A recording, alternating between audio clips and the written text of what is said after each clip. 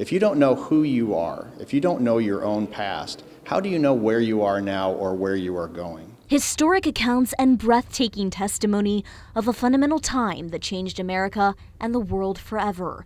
Using AI technology, Voices from the Front allows guests to have conversations with more than a dozen people of the World War II generation.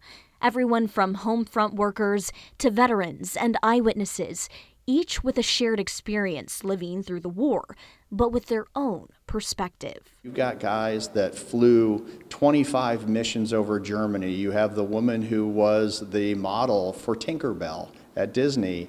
You've got a Tuskegee Airman, Montford Point Marines. During World War II, we were all sort of involved, but I was a little more than some people my age because I got to work with the USO.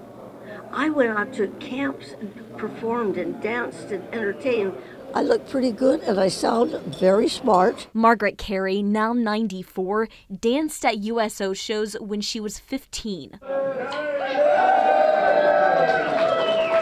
The World War II Museum's Malcolm S. Forbes Rare and Iconic Artifacts Gallery also features more than 50 artifacts symbolic of the World War II era. All of the artifacts in here are either very rare, like we have artifacts that were taken from Hitler's headquarters, or things that are iconic, like a rifle that's like the 5 million other rifles that were all carried by U.S. infantrymen during the war. I'm delighted, and to bring Robert with me, and of course he is a hero, a World War II hero, so we fit here. We fit here in this place. I remember the war vividly, entering the war, bombs lasting, friends being hit by artillery shells, bullets, etc.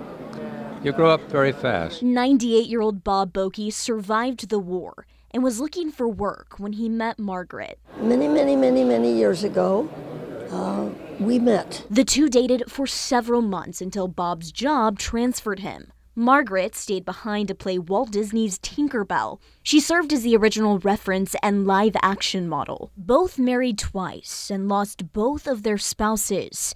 And it wasn't until the anniversary of D-Day a few years back when Bob was reminiscing with his buddies bragging about how he'd once dated Tink that he mustered up the courage to track her down. We looked at each other, and as far as I was concerned, it was love at second sight. They got married in 2020, where now some might say they're living out their fairy tale romance and showing people it's never too late to start your happily ever after.